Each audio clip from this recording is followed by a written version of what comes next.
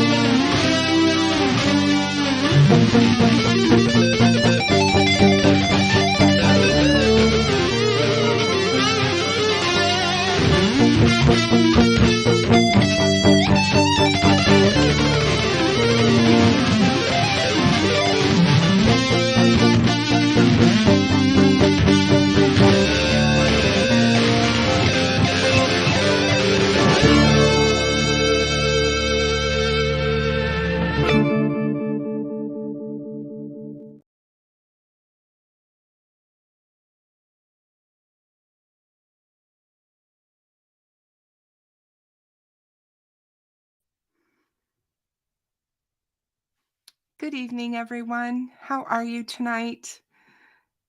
It's good to see you. Hi, David. How are you? Hey, Stephanie. Good to see you. Hey, John. Thank you so much for being here. I know I've been kind of MIA as of late, but I'm here tonight, and I'm looking forward to the stream. Hey, Julian, friend. How are you?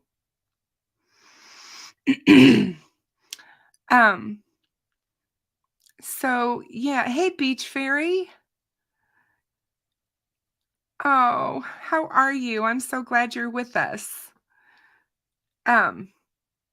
So yeah, things have been, like I said, kind of hectic this past month. Spending some much needed time away with my family as well as with my grandson. My youngest is starting kindergarten tomorrow.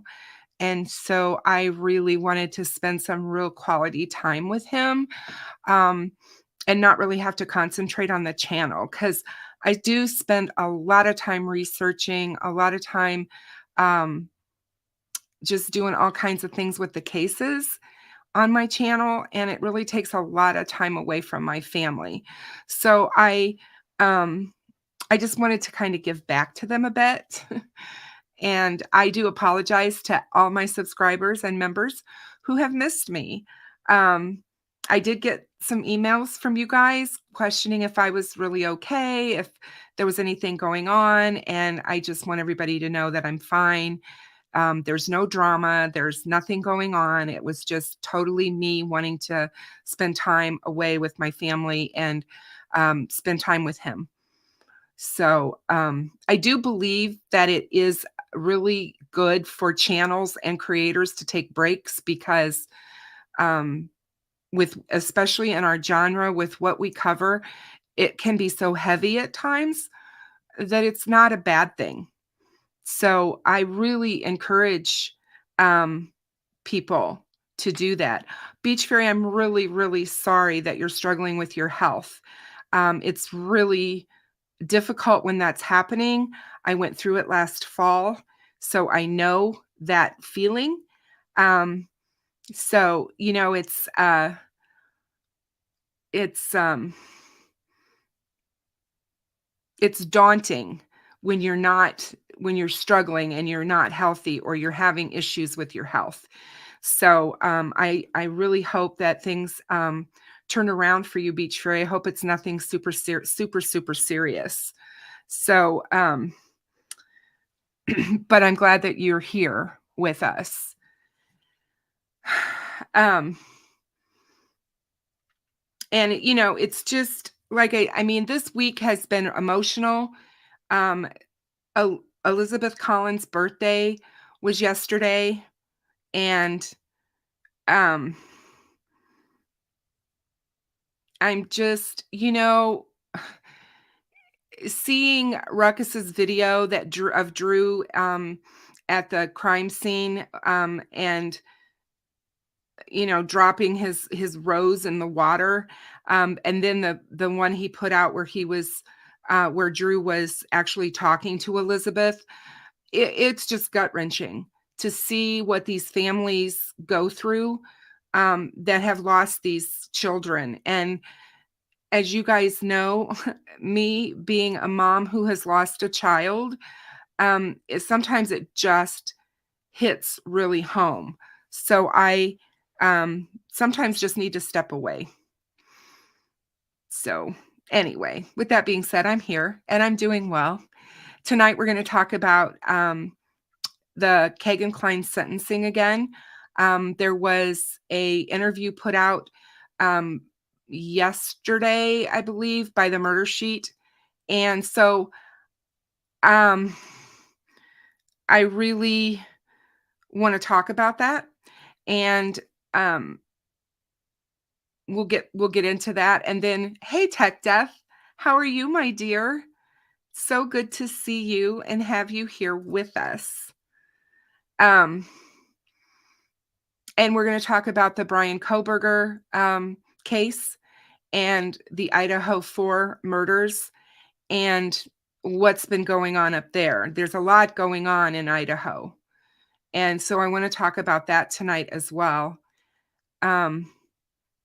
And yeah, I mean, there's been some scuttle going on in the Delphi community, from what I understand, over Kegan's sentencing and his interview with the Murder Sheet and all of that. So I thought that I would touch on that this evening and come in and talk about it.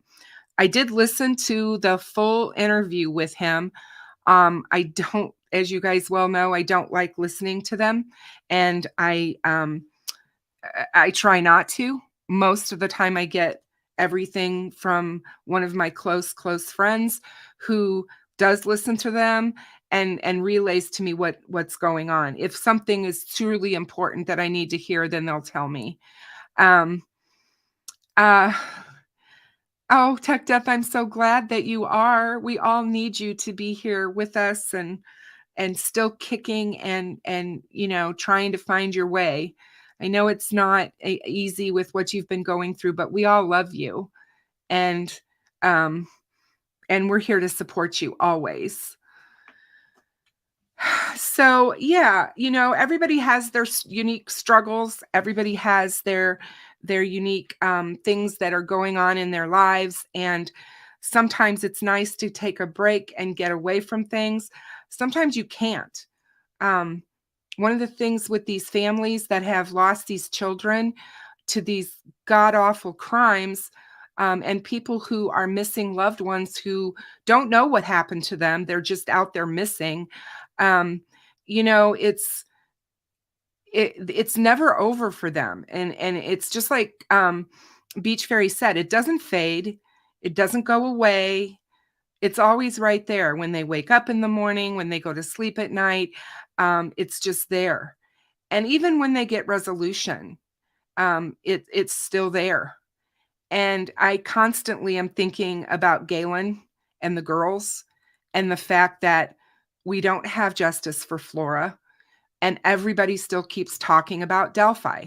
Even though we have an arrest in Delphi and we're headed to trial in Delphi, it's Delphi, Delphi, Delphi. And it's, I was talking to Maria late last night about all of this. And it's just like, it's so upsetting that you can't get people to sign on and cover Flora the way they bite the bone and cover Delphi, or Evansdale for that matter. It just doesn't make any sense to me. I don't think it ever will, especially now that we do have an arrest in the Delphi case. So I wish we could just push the community to really get behind Flora and really put some pressure on. Yeah, no kidding, Beach Fairy. I heard about that. And it's if he really means that, what he says, and I do believe that Doug Carter does, he worries about the girls, he cares about what happened to those girls, but he really needs to put some pressure on the investigation and say, look, we need to get to the bottom of this. It's gone on way too long. They don't, Stephanie. The people are, it's the same people that we've talked about this before. If you don't agree with someone's narrative and they want their narrative of this case in Delphi to be someone else, they want someone else responsible. That's why they will never those certain people will never believe Richard Allen, even though Richard Allen has actually come out and admitted to the crime. So even though he's admitted to the crime, these people that you're talking about are still spreading that he's innocent, and it's just ridiculous. I don't for 1 minute think that Nick McClelland would have brought any charges against this man if he didn't feel like he could have defended those charges in a court of law. He wouldn't do that to the families. He would not put the families. And I agree with you, Dave. It is the same people pushing that the Kleins are involved or that Kegan is involved in this crime. And we may find out that there is a connection. We don't know. But at this point in time, there doesn't seem to be, because they've never charged them in all of these years. Even when, hey, GP, hey, Danger Dave, how are you? And even when they were on the radar back in 2017, for God's sake, they let him walk away. They let Kegan Kline free for 3 years before they ever arrested him for anything. So don't go telling me that he's responsible for this and they know it and they're just letting him ride. If they had any way of placing them at the crime scene, because that's what they have to have, is evidence to place whomever at the crime scene. They have evidence of that with Richard Allen. He's admitted it himself. They have witnesses. They have him on video. There's all kinds of evidence, and there's more evidence that we don't even know. And, I just think I really think we're going to find out a lot more than the state police has the Flora case. It was taken away from Carroll County, and the state police have it. I just tend to believe that right now we need to focus on other things simply because um, there's so many cases that need attention. And we've all been in this community long enough to know that that Flora happened before Delphi and Evansdale happened before Delphi. And now that we have an arrest in Delphi, we should be focusing a little bit more on these other cases, in my opinion. And I agree, Julianne. There are some people that are just out there pushing this narrative about Richard Allen, and I believe it's coming from his lawyers. I believe that they've made contact with social media, and they're using every tactic that they can to create reasonable doubt, which is what a good defense should do. That's what the defense is supposed to do for their client, is they're supposed to instill reasonable doubt. And that's all they have to do. We've talked about it. There's only one juror that needs to have reasonable doubt, and Richard Allen goes free. He's acquitted. And I agree with that statement as well, Danger Dave. All we know is that law enforcement has someone incarcerated for the Delphi case. Anything else about people being involved or their involvement is pure speculation. And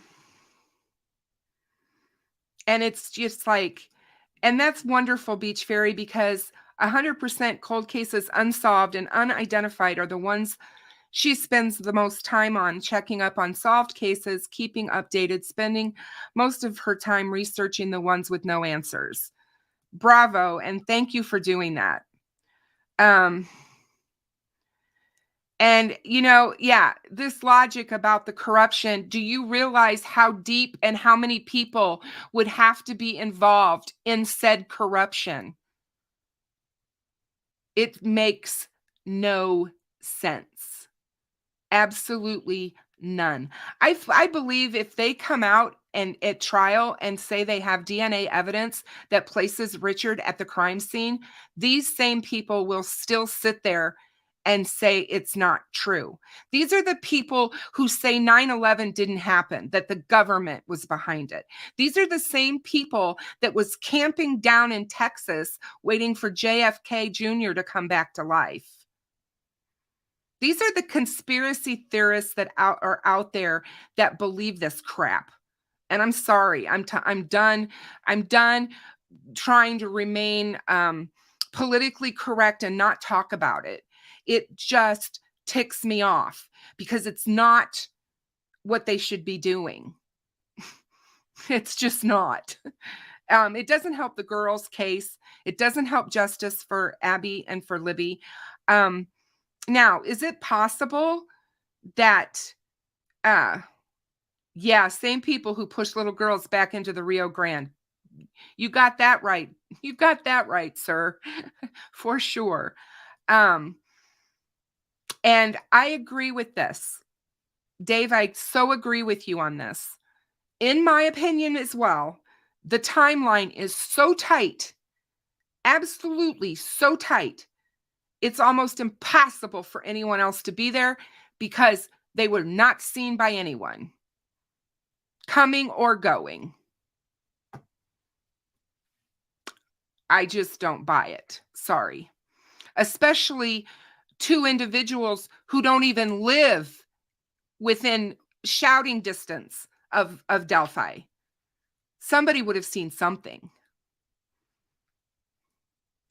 Or they would have been caught on camera, leaving or coming in a vehicle. I mean, it just doesn't make any sense to me. So I agree with you. I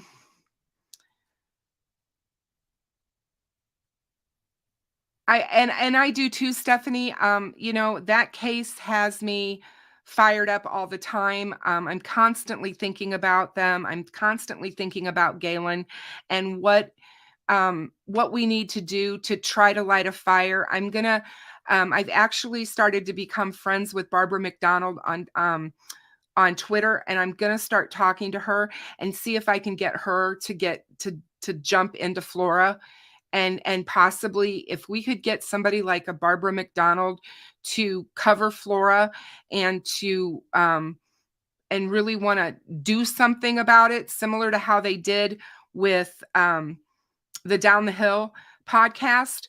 It would really bring light to this case, and it's something that I really, really am passionate about. So I'm hoping. I did hear that she's left CNN, so I don't know where she's landing or where she's headed, but I definitely want to see if she can help us in that regard. Dave, you're funny. He says that I'm the one with the great mind, and he just plays one on TV. It's like, thank you, John. Thank you so much. Hey, Jinxie, how are you? How are you? So good to have you with us, my dear. Yeah, so it's important. It is so important that we start focusing on Flora now that Delphi has a resolution, and we need to really push it. I'm going to really get back on it and try to bring much more awareness to the case as I can.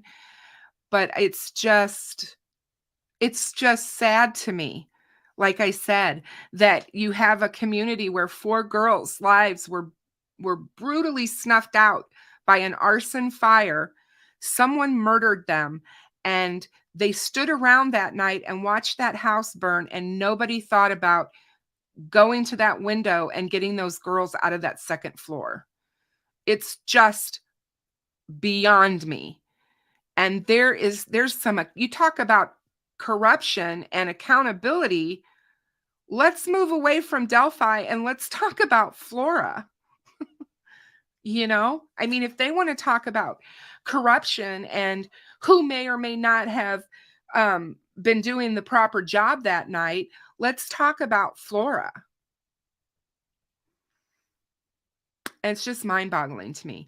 But anyway, with that being said, hold on, let me take a drink because my mouth's getting dry.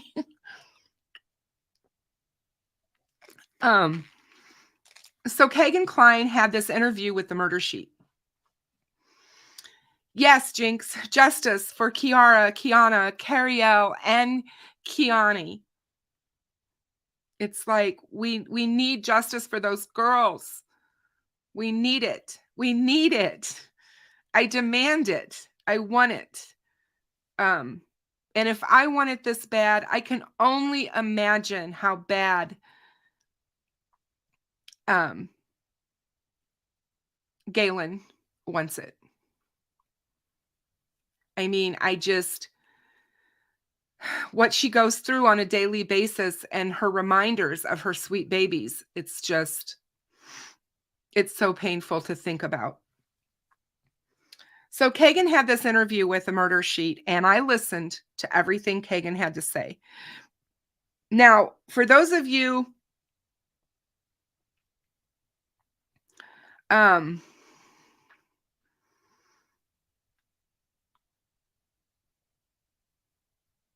hey, Phil. Hey, Angela Van Noven. Good to see you.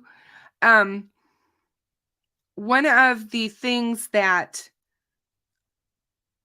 I want to preface with this whole thing with Kegan is, if you guys haven't seen the interview that Ruckus Rocks did with Bossy actually was at the courthouse that day in Miami County when Kegan was sentenced.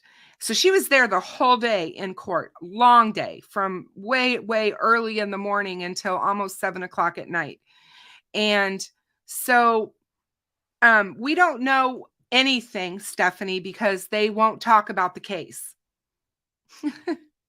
So we don't know about those questions.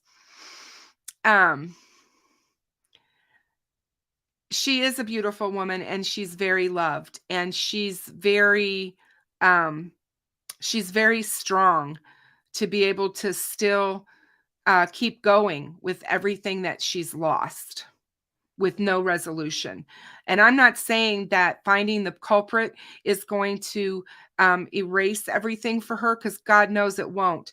But to know that the monster who did this is still out there walking amongst us with no justice makes it difficult for her to sleep at night, I'm sure. So anyway, you guys need to make sure that you see the interview that was done by Ruckus Rocks. He had a live stream last week or over the weekend. I just can't remember, but it is on his channel, you guys. And it is good. She talks about what happened in court that day. She talks specifically about Kegan and what Kegan had to say. She talked about how emotional he was and that she believed him. She believed his emotion, and that he was sorry when he apologized to his victims, when he apologized to anyone that was hurt by his actions. And she said when he was describing his childhood and the fact that he was abused both mentally and physically by his father the whole time growing up, she said it was gut-wrenchingly sad to listen to what he had to go through. And so I really thought, excuse me,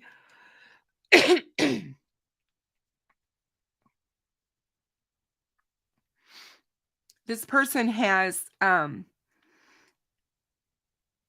told us so many stories over the course of the 3 years he's been incarcerated. We heard one account in the interrogation that law enforcement did that the murder sheet was able to make public. When we went through that interrogation, there was so much in there, and people pulled so many things out. And so he had one narrative and one story there, and then he continued on, and his story has changed over time depending on who he was speaking to. Law enforcement said he was using women while he's been in jail in Miami County to coerce them into giving him sexual, photographs, talking sexually with him via chirping, and giving him money. This guy is, oh, Jinx, thank you so much for your donation. You didn't have to do that, but thank you so very much. Absolutely, thank you. I appreciate the support and everything you do for Flora. So thank you so very much. And we have to remember this when we're talking about Kegan and anything he has to say. And you don't just take it and run with it. He lies, and he has lied to so many. And he was using multiple women over the summer last year to get money, to get all kinds of, information. And he was doing this even still while still in jail. And, it's just mind-boggling when you stop and think about it. But, he says a lot in the interview. He talks about the fact that he doesn't have anything to do with Delphi, didn't have anything to do with Delphi, but supposedly he knows who did, and so do the police. Well, yeah, they do, since they arrested him, But is he talking about someone else that's involved? Again, remember what I told you guys about how he lies about everything and how he says one thing. He does the same thing with Tony, with his dad. One minute he's defending him and saying that he doesn't know and it's not him, it can't possibly be him. And then the next minute he's throwing him under the bus. Well, certainly it could be him. So yeah, it's very possible that they do know if there is someone else involved in this case, but they don't have what they need as far as direct evidence or even good circumstantial evidence to bring charges against this person. And if that turns out to be the case, that will be extremely sad. But I believed, sorry, I got hair in my mouth. I believed Doug Carter when he said that they were going to work tirelessly to determine if anyone else was involved in this crime and bring them to justice. What was that? That was weird. So we have to let them do their investigation. And John, Kegan talked in the interview about the iPhone. He said he didn't try to hide it. He just forgot about it. And I don't know how you forget about your phone, especially the when they're there to seize all phones and electronic devices, and it's your main phone. So I don't buy all that. Hey, CJK, how are you? It's so good to see you. And so, I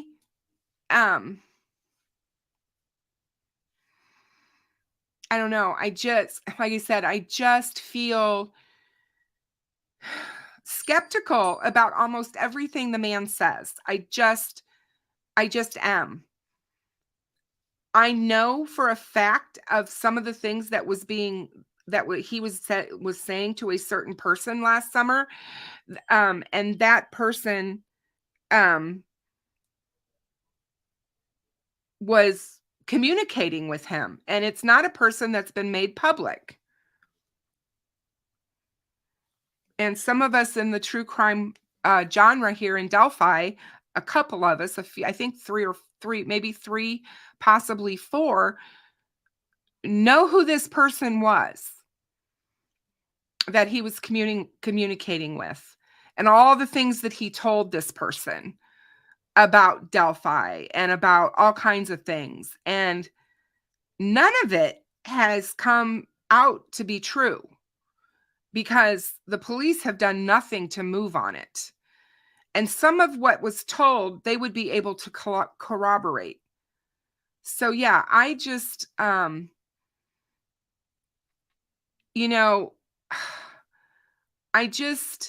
he's trying to blame the police for the fact that his dad isn't speaking to him. And that's not what Tony has come out and said. Tony was disgusted by his charges, so Tony stopped talking to him. That's Tony's story. How can we know for sure? I don't know Tony Klein. I don't know Kegan Kline. We only know what we've seen. And all I can tell you is that Tony Klein has a shady past when it comes to violence against women and children. And if you want to live by that and see that, he had charges for stalking a young girl brought against him. I mean, he obviously is good at trying to intimidate people. So would Kegan be intimidated by his father and afraid of him? I certainly think so. I certainly believe that it's very possible that he was abused as a child, physically and emotionally, because of what we know by the stories that were told of the stepchildren and what he did to them.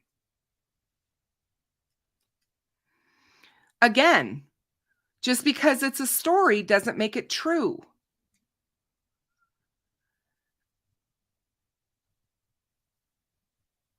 I just think that there's a lot of stuff in that family that we don't know about.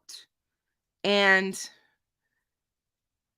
just because they're bad people doesn't mean that they murdered Abby and Libby. And that's what we have to remember.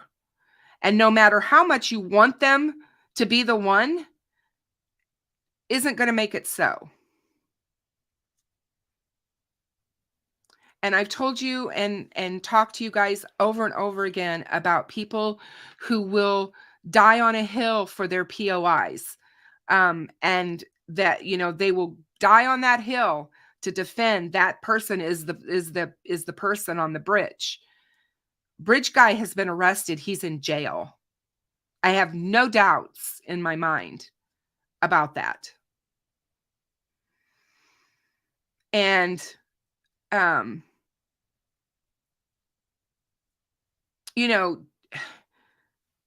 it's the truth will ultimately come out. And I firmly believe that one way or another. And we just have to wait for this case to play itself out. I think that's one of the things that we have to do most of all. And I think it's one of the hardest things for any of us that have been following this case since day one to do, is to sit back and let the case play out. And there are a lot of sick people in this world that do a lot of sick things behind closed doors, fantasize about all kinds of strange and what some people would consider abnormal, abusive, sexual content, whatever. But that doesn't mean that they go outside their home and they act on that. Doesn't always happen. We have to remember that. And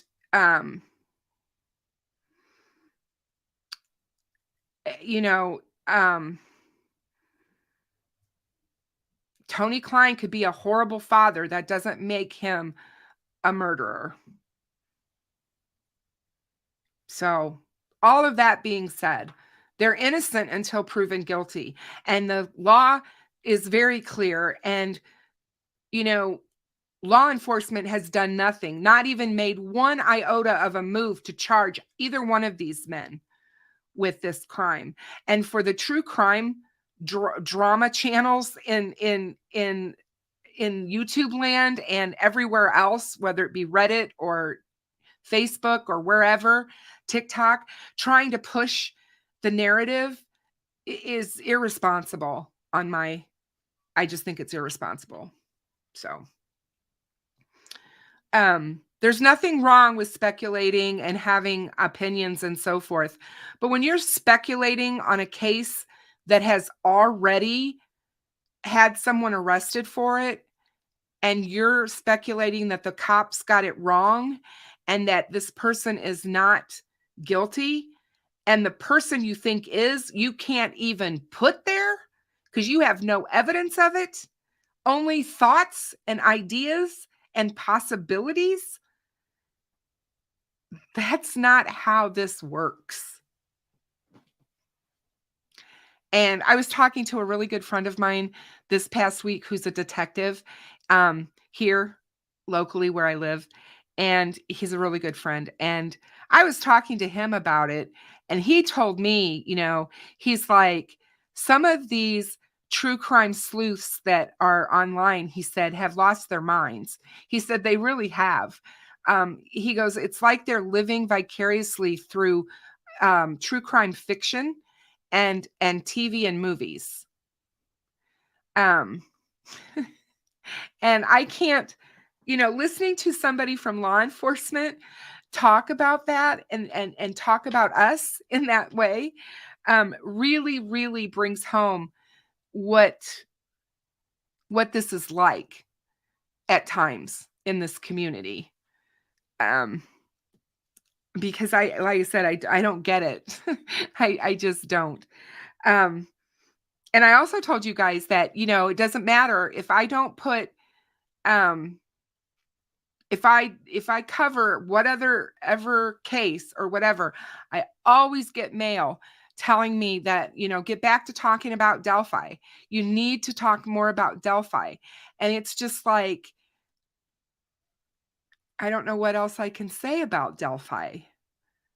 I mean, we're only talking about Kegan Kline because he was associated with the Anthony Shots account, which police brought up to us in December of 2021 and never really talked about him after that. They never talked about Kegan. They only talked about Anthony Shots, you guys. And Anthony Shots is who was speaking to Abby and Libby. And they don't know who Anthony Shots was.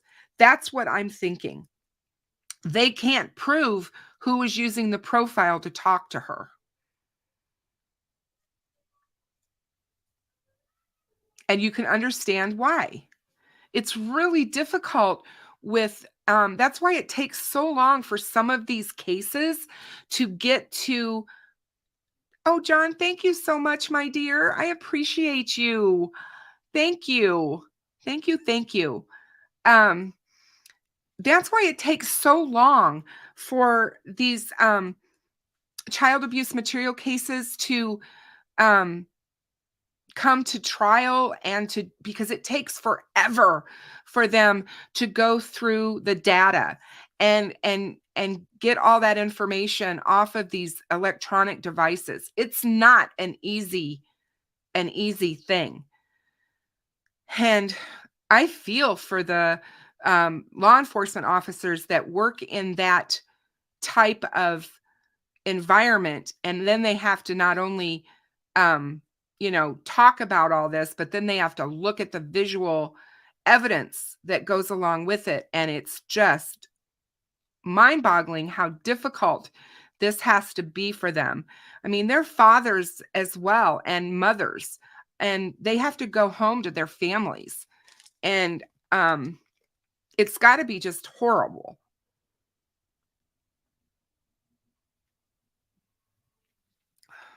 And I just firmly believe that if law enforcement had enough to implicate either of these men in this crime, it would have been done by now. They don't. And I'll be really glad when Richard Allen's case is done so that we can ask questions of law enforcement. I have a lot, trust me. I'm not sitting here trying to say that it's not okay to question law enforcement. I have a ton of questions. But I also go back to Doug Carter telling us, hey, Deb, how are you, my friend? So good to see you. I've seen you making the rounds. You've been everywhere. So good to see you. I'm so happy to have you with me tonight. Hey, Colette. So, and that's what I want. I don't want people to say, oh, well, Kristen's over there saying that, we shouldn't talk about this and we shouldn't. That's not what Kristen's doing. What Kristen's doing is let's remain professional in how we deal with these cases, and let's remain factual. Let's not run amok and start talking, start talking about stuff and behaving like crazy people. Thank you, Colette. Thank you so very much. I've kind of missed this actually. But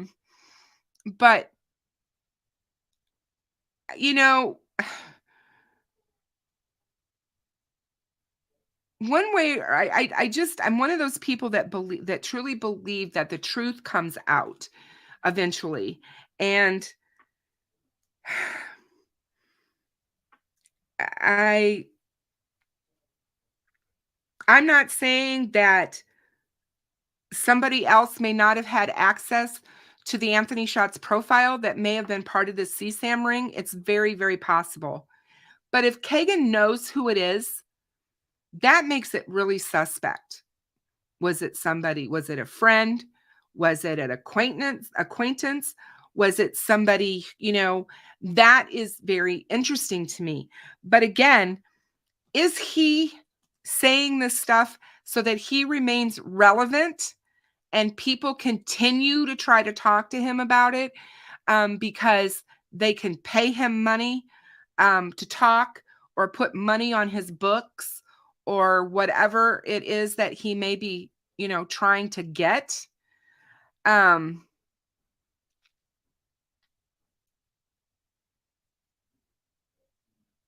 Yeah, Beach Fairy, it is. And I do believe that law enforcement does take some of us seriously. Again, it's how you tell the story. I've always said that how we tell their story matters, and it doesn't matter who we're talking about. It matters how we cover their story. And people tend to make this case about them. They don't make this case about Abby and about Libby. They make it about themselves and their egos and a whole bunch of other stuff. Putting out wrong information on purpose and spreading lies. And we know that it has happened in this true crime community around Delphi the entire time the case has been going on. And a lot of these creators create this content knowing that the content is all BS, but they still put it out there and they run with it. And then they end up with a following, and you get people who don't know much about the cases, and they're new, and they don't know what to believe. I mean, they don't know what to believe because they've not followed the case from day one. And then it comes down to, well, who do you trust? And trust me, I've been taken by people on this genre that I trusted, that I thought were decent people, and they turned out to be scum of the earth. I'm serious. And so it's not easy. It's not easy being part of the community. It's not easy shouldering that burden of only talking about facts. I made it a point early on in my channel. If you didn't like it and you don't like me because I talk to you about factual information, then sayonara. I mean, that's just how I feel. I'm not here to garner a fan base. I'm here because I want to give the voices of victims a platform to share their story, to share what happened to them, and to make this about them so that we never lose sight of them. And I'm sorry, but Abby and Libby have been lost sight of. Hey, Bossy. How are you, my dear? So good to see you. I was just talking about you. Were your ears burning?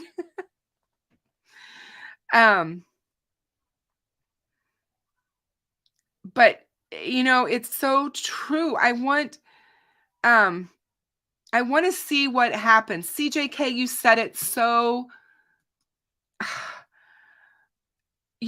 oh my God. You said this so well. I just want the process to play out without interference from creators and or PIs and anyone else calling the defense attorneys. If you truly know something, then that should have already been reported. Exactly. For sure. Absolutely. Absolutely. And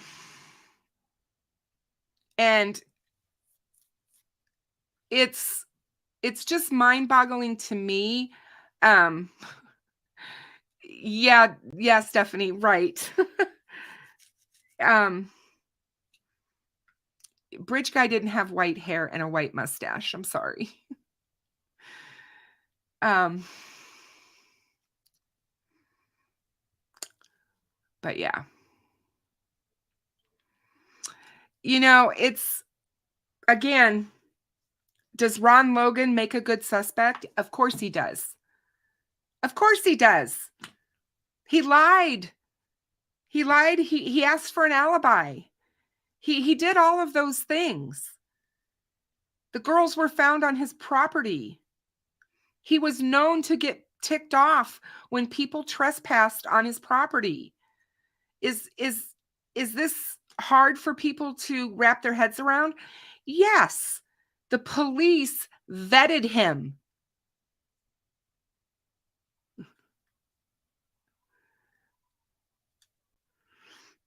I try not to, CJK, I try so hard not to be rude to people that have questions, or people who really truly don't understand something and want someone to explain it. I get my rudeness comes out when people want to make the case about themselves and not about Abby and Libby.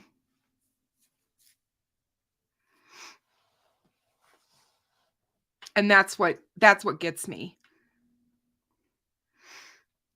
And there's been, like I said, there's been a lot of money made off of this case. Law enforcement has a ton of money coming into the county and the state to fight this case. Having this huge narrative out there from state police that this was the, Dave, be careful out there, my dear, that this was the largest CSAM case in the history of Indiana when Kegan was arrested. I'm still waiting for them to talk about that. And they're not, I guess, because they're probably still investigating all of the,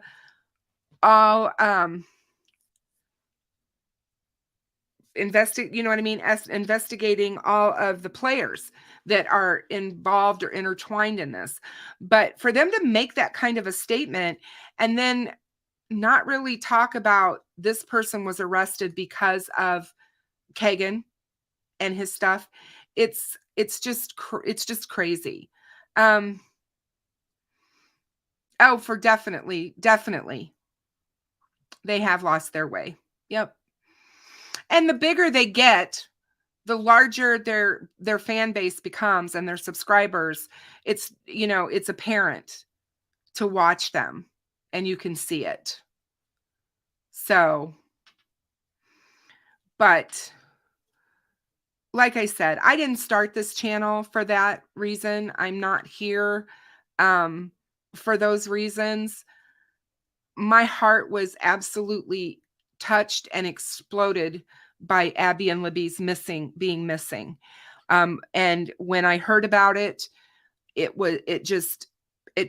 I thought of myself and my best friend. It could have very easily been us way back when, because Abby and Libby were doing things that we would do. And I just thought about that and it touched me.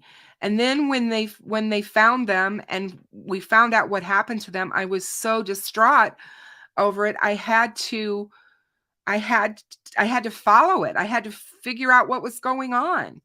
And in this small community where this type of stuff never happens, listen to Robert Ives. Thanks, Bossy. And so, yeah, it's like, when is that gonna change? When are people going to, stop that narrative? I guess never. It's going to continue, and we just have to stick with the facts and not let that type of content and behavior bleed into what we know to be true. And it's hard because, like I said, when you have the Murder Sheet podcast interviewing Kegan, and then people are going to run with everything he said as, oh my God, he knows something. He knows who did this. And, and all of this, it's got to be him. It's got to be his dad, whatever. Knowing that he is a habitual liar. I think it's interesting that they will hang their hat on him and what he has to say and absolutely, totally disregard the suspect sitting in jail who's admitted to the crime. And he admitted to the crime to his own mother, to the wife that he has loved, supposedly loved, and been with since high school. Do you realize how hard that must have been for someone to admit to, especially to their mother? Who's going to break their mother's heart and tell them something like that? That's what people aren't talking about, that they need to be talking about when it comes to the Delphi case. So,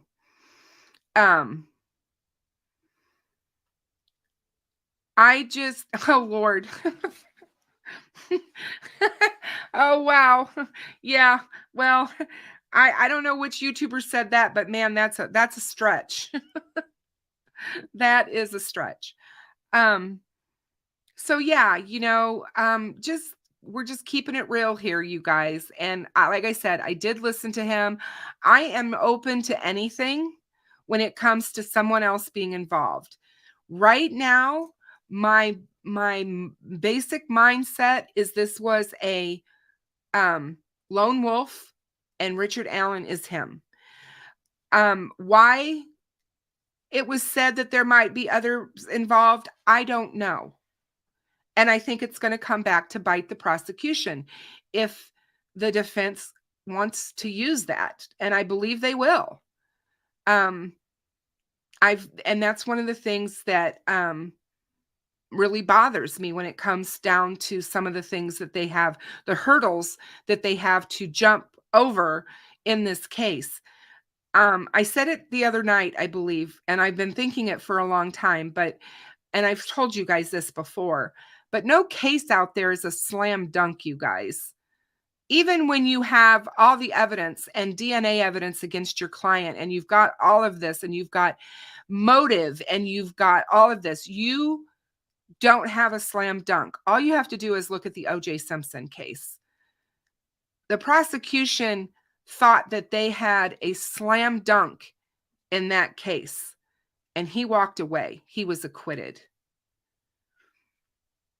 When you look at the Casey Anthony case, the prosecution thought that they had proven that case beyond a reasonable doubt. There was no other way that anyone else was responsible for Kaylee's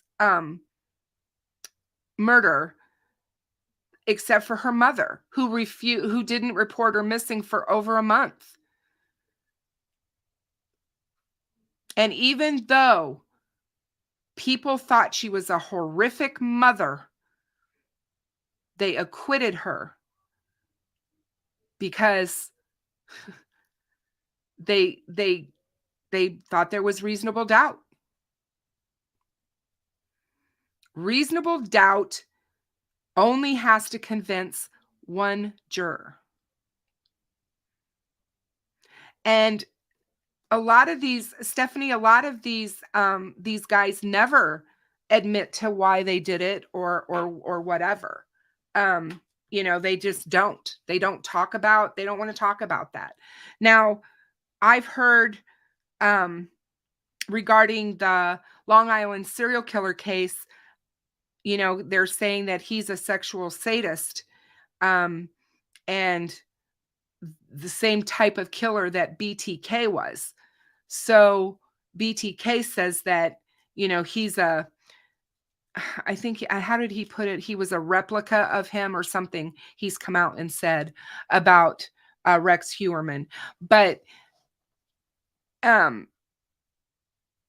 even though he seemed like a real personable guy and a real talker, when you look at him, you don't see that right now. According to law enforcement, he is very withdrawn. He's been crying a lot in jail. And I was watching a psychiatrist talking, a criminal forensic psychiatrist talking about him on a news station this week. And they said that his tears aren't for his victims and aren't for, oh God, his or his family, his tears. And when you see these guys crying, it's for themselves because they got caught. Oh, thank you so much. You're so kind.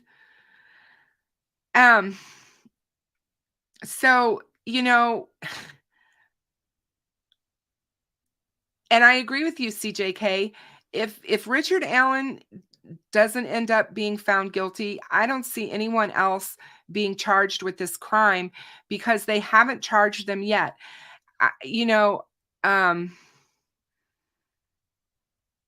Yeah, you think, John, a murder charge? You think it would make you sad. But the chance, the fact that they were caught, the fact that they thought that they would get away with it or whatever, that's what gets them. It's not the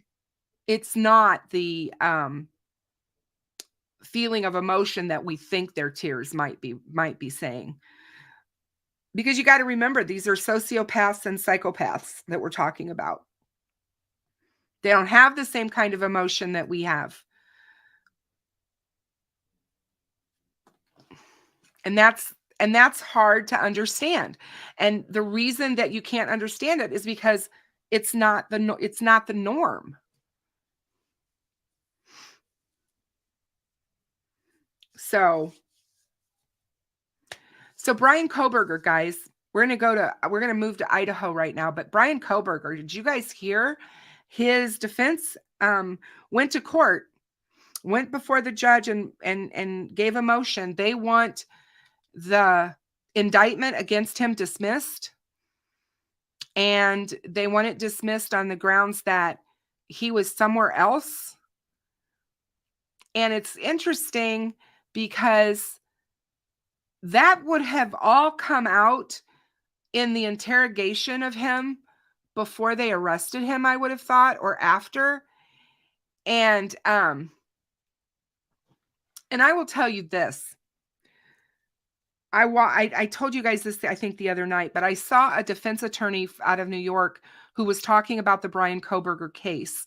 And one of the things that he said was, if these people, the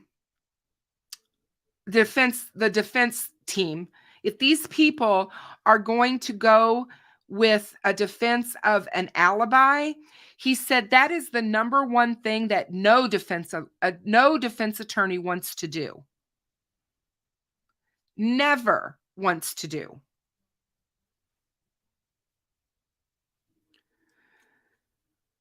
And it's like, what? And I'm like, well, what's he mean by that? And they said, because, and he made a point of it. In this country, our defense in the justice system, when you've been charged with a crime, is you're innocent sitting at that table until you're actually proven guilty in that court of law. And that guilty verdict comes down. Up until then, you are deemed by the law as an innocent person. He doesn't have to prove anything. He doesn't have to give an alibi. He doesn't have to do anything. His defense team doesn't have to say anything. And I was like, that makes perfect sense to me. Because what he was getting at was, if they go with this alibi defense for Bryan Kohberger, they better be able to prove that he was on a spaceship in Mars, headed to Mars, because anything else, the prosecution will eat them alive. That's why defense teams don't want to use an alibi defense. And so one of the things that I think too is that, in my opinion, is that since this is a capital case and Bryan Kohberger is facing the death penalty, the defense is going to throw anything they can and the kitchen sink at this to try to get him off because it is a capital case.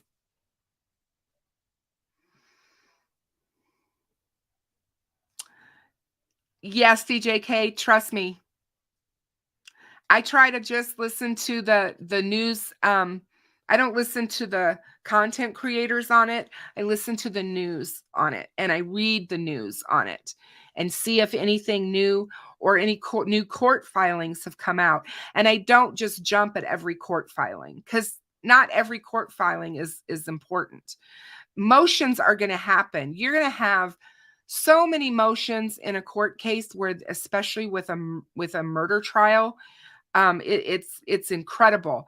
And the amount of motions you're going to have in a capital murder case is even more. So none of that is odd or out of the ordinary. And they just try to make more out of it, I think, than needs to be. Do I think that for 1 second this judge is going to throw this case out? No. Would I be shocked? Yes. Would there be some explaining to do? Yes. But I'm the type of person that feels we want the right person charged and the right person found guilty and the right person sentenced sentenced for these crimes. So I don't stand on a hill with POIs. I don't stand there and say, absolutely, this has to be the way it is. I go with what law enforcement has said in the case because they are standing on their hill with their POI.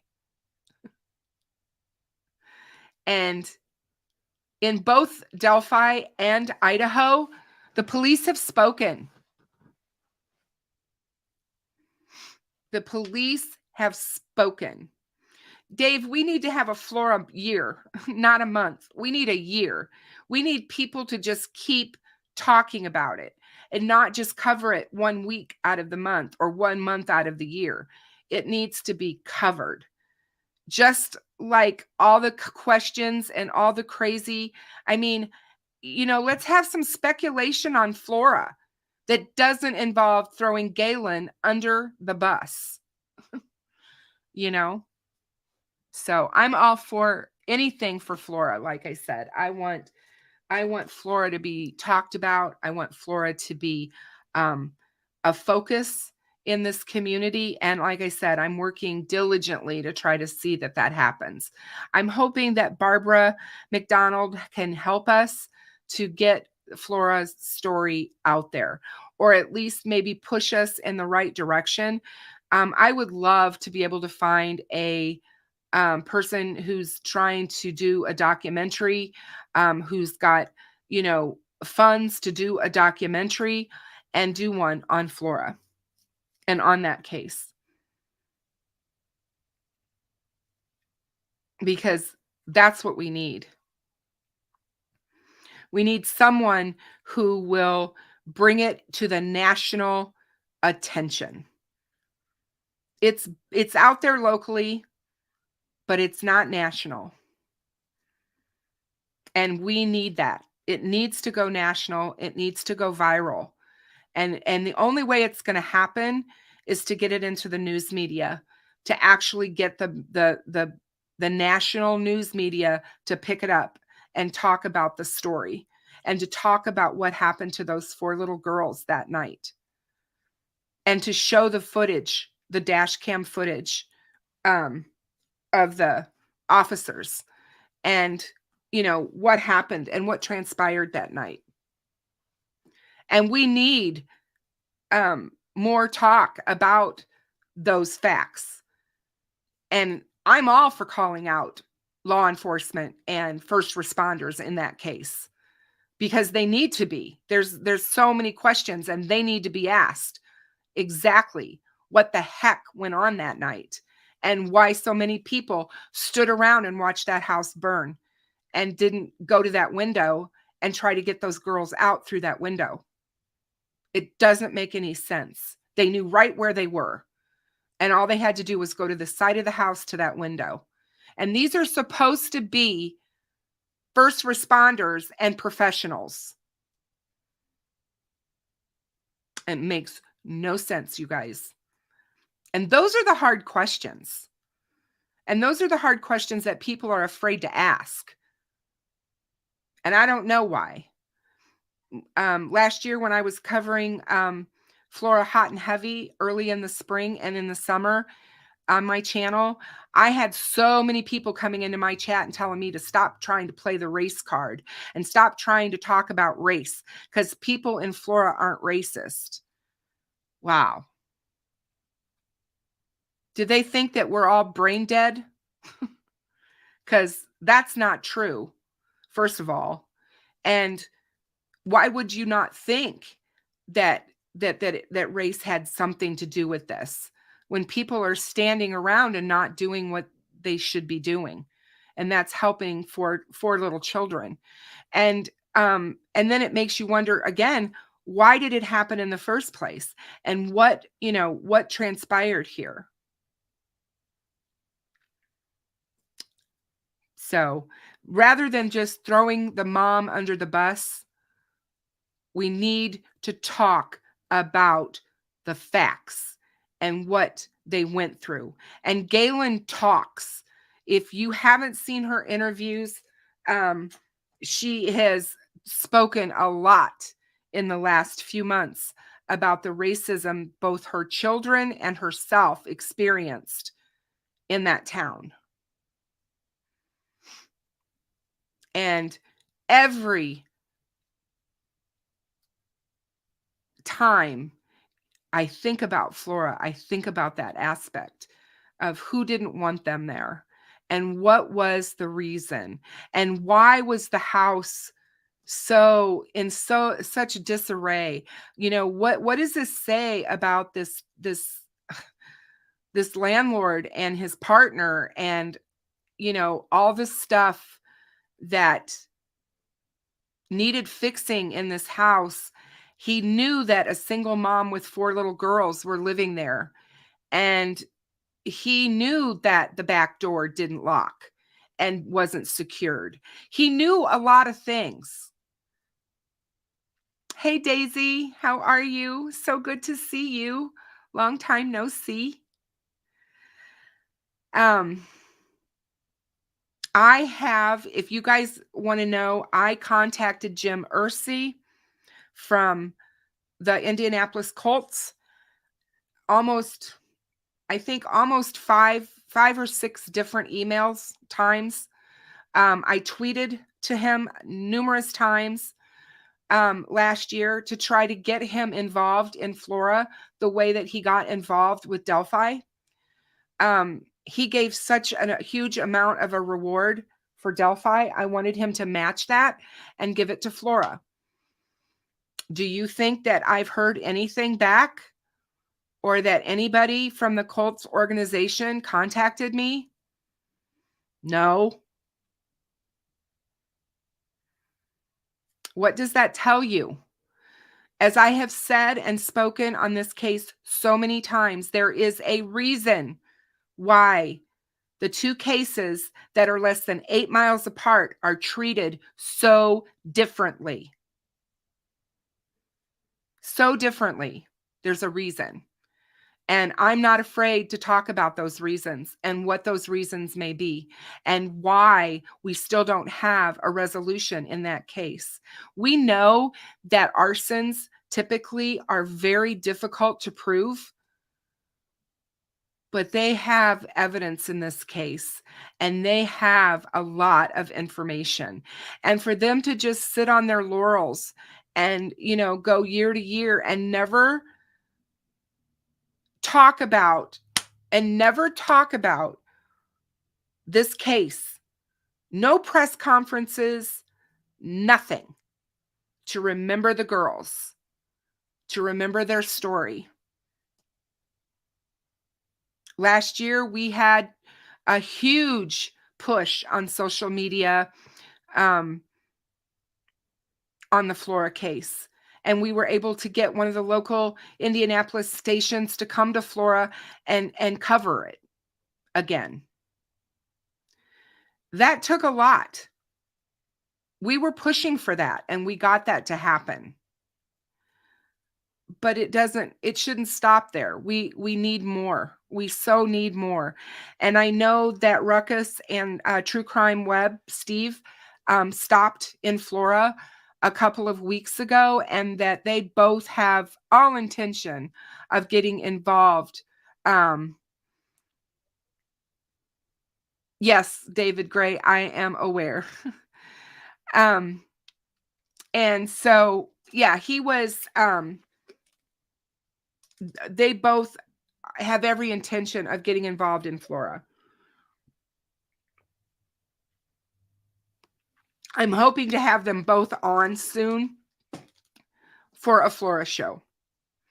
So that's my intent.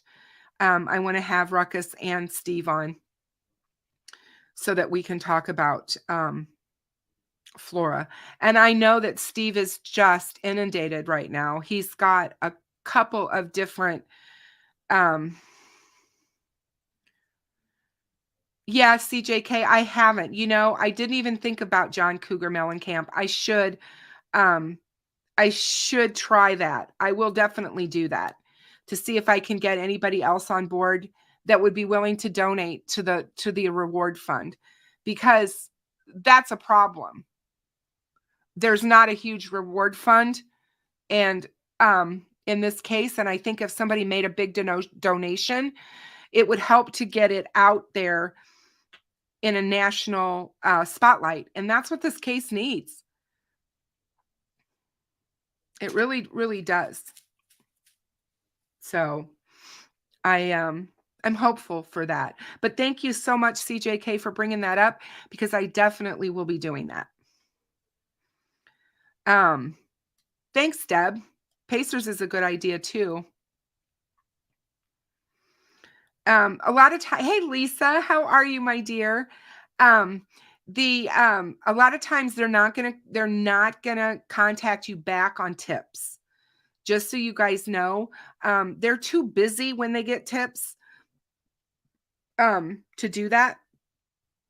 And the only reason they would contact you back is if they needed more information from you on the tip. If they needed more information, then they would contact you. Typically, that's how that works. Oh, I didn't know that, Tech Def. I did not know that. Interesting. Yeah, I mean, I'm just, anybody that we could get involved in Flora and get them interested in the case, all of that is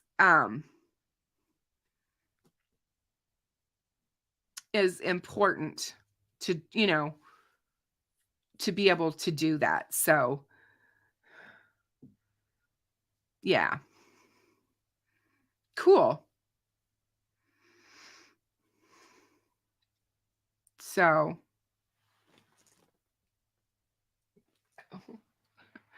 my phone lit up and I was like, what's that?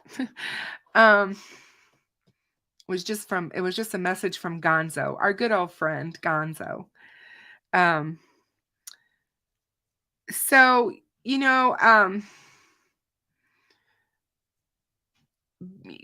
guys, just be thinking about that, because that's really where I'm headed.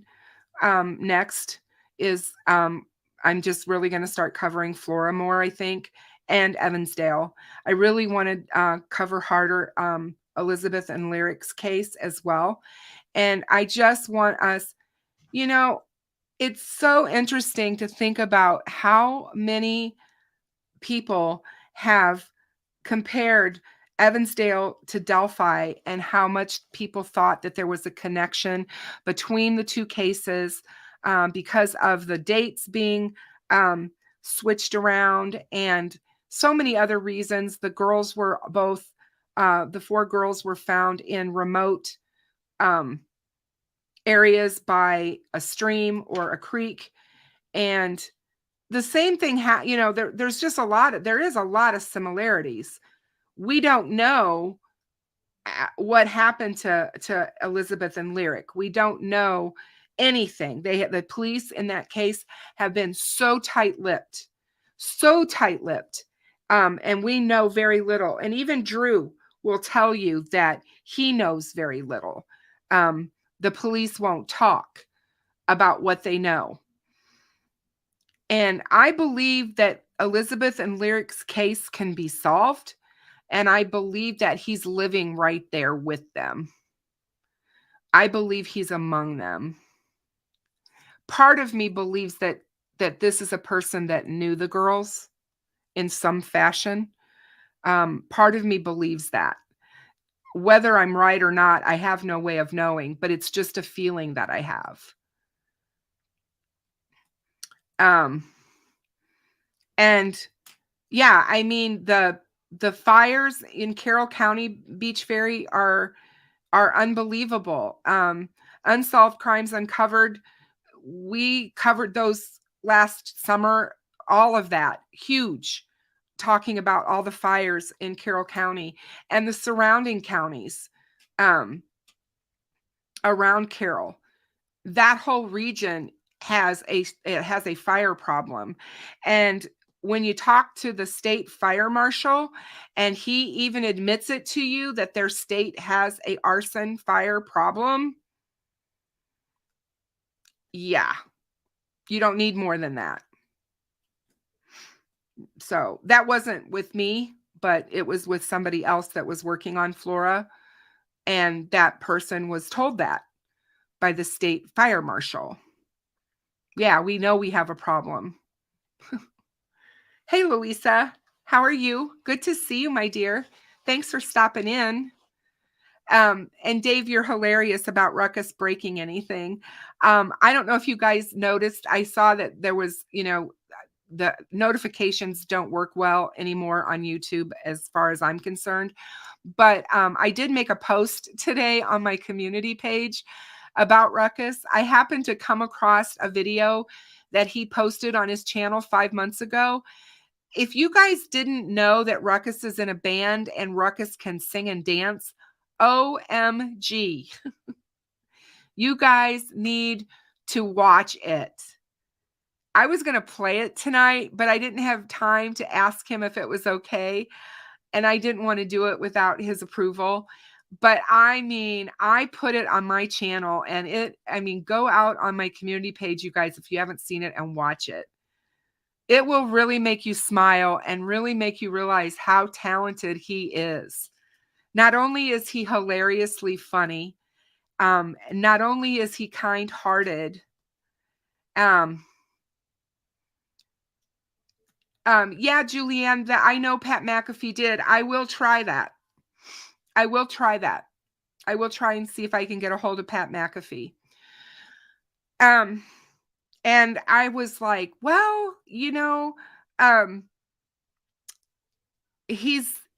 Ruckus is just, he's a really good addition to our community. I don't think it has, I think it's also that he and I are so close in age. I think there's like only 2 years, maybe a year apart. We're a year apart, maybe. And so that has a lot to do with it as well. But, and yeah, I can't say enough about Ruckus. He's great. Or Steve from True Crime Web. I think they're both absolutely fantastic, and they deserve all the praise that they're getting for the cases that they're working on. And if I know that if I had a missing loved one out there, or if I had an unsolved case of a loved one, I would want both of them helping out on that case. Truly.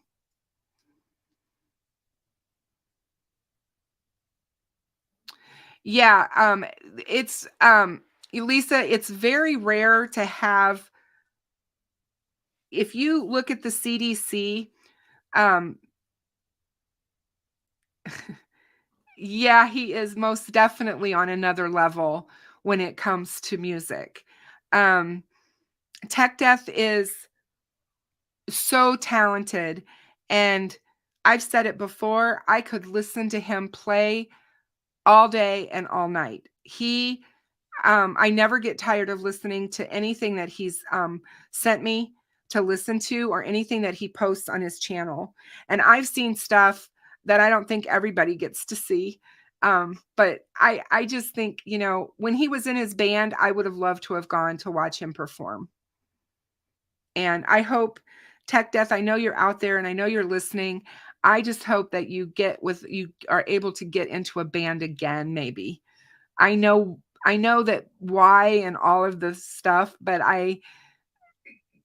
your music is so important that you're creating, and it makes the world a better place. So, and you know how I feel about you, so I don't have to go there. But it's really good that I've got people that are in tune with what's going on in Flora, and that they care too. That's important to me. And I am glad that my subscribers and people feel the same way I do about the case. I know you are. And I just keep at it every single day, and try not to look too far ahead. Just get through each day. And that's all you can do, my friend. But yeah, so moving forward, we're going to, like I said, do more on Flora. We're going to definitely try to get the word out. Thank you guys so much for all of your great ideas on who to contact, because I think that is, I definitely am going to do that. And it's like, oh, that's awesome, Beach Fairy. Yeah, I know. I love his, like I said, I just love his music. And can't get enough of him. He's our shredder. I love when he shreds. But yeah, that's pretty much what I had for tonight. I just wanted to talk to you guys about that, and about Kegan and his sentencing, and what's going on in Idaho with Bryan. I think what's going on in Idaho with Bryan is all pretty normal. I don't see the judge throwing out his case. I don't see there being a true alibi in this case. I feel they have way too much evidence against him. They have DNA evidence. So yeah, I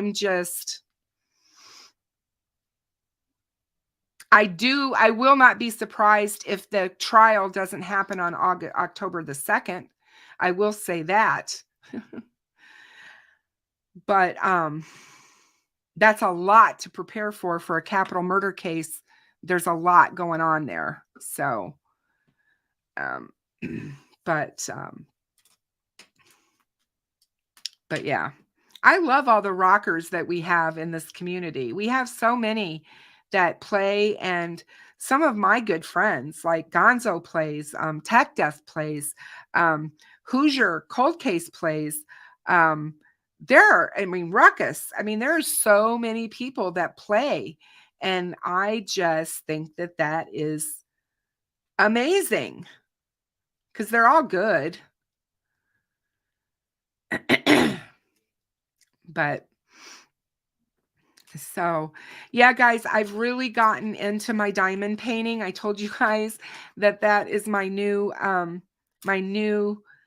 what do I want to call it? I guess it's my new craft, or what I do to take my mind off of things. I've been doing it now since the 1st of May, and I've finished quite a few projects. And one of the things that I have found about it is that it really helps with my anxiety. And which is amazing, because my anxiety was so bad that I was having to take my Ativan to help me calm down and stuff. And so one of the things that that I found out with the diamond painting is that I don't need to medicate. When I'm diamond painting, I have no anxiety, absolutely none. It's like, it's just incredible.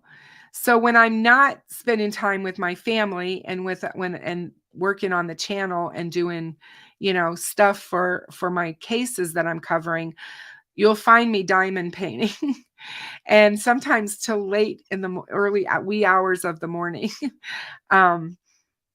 Because I've just found it to be so cathartic and so helpful. And I was thinking at one point that I was going to switch my channel and make it a true crime channel with diamond painting with Kristen. I actually had thought about that at one point. So who knows where things might go with that. But yeah, like I said, Deb, we need a true crime band. I have been trying to get these guys together to play on my channel. I told them that they could all get together and I would stream them on the channel. We could have them be live and play. I would love it. So, and I think it would be awesome. is what I think it would be. So, and then before you know it, they could give their band a name, and then they could put out an album online or, some singles online. And cool, Deb. I used to sing with one as well. So I do still sing. So there you go. Didn't know that about me, did you guys? But yeah, wouldn't that be fun? Yeah, we could do a watch party or something, I guess, when we're waiting for the verdict, maybe. I don't know. It's like, now, Dave, be kind. Ruckus is not 100. And Tech is not 18. Yeah, we could, Deb, that's for sure. I would not turn that gig down. It would not turn that down at all.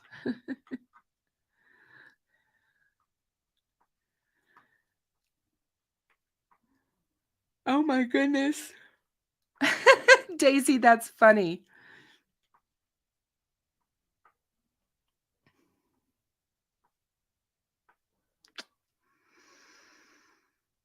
It's funny. So much drama when you're in a band. There can be. I stop and think about some of the truly good rock and roll bands. And what comes to mind is, can you imagine what Fleetwood Mac would have been like without the drama? The drama is what made them so good. The drama is what gave them the great songs. So, yeah, it's like, what? But crazy. But anyway, guys, I'm going to call it a night. And thank you guys all for being here. I love Fleetwood Mac. Love them. But yeah. When you get those A personality types together, everybody wants to be the number one dog. And unfortunately, you can't have everybody be number one. So yeah, it's interesting for sure. But take care, everybody. Thank you so much for being here with me tonight. I appreciate each and every one of you. Thank you so much, everyone who donated to my channel. If you like my content and you like my channel, please subscribe and hit the like button because it does help my channel. It's absolutely the best way that anyone watching can help my channel is to subscribe and like. It does get my channel to be seen by more people the more that is done. So I appreciate you, and take care, everyone, and make sure that you guys be safe out there, and please, please be kind to everyone. Have a great rest of your evening, and I'll see you guys later. Good night, everybody.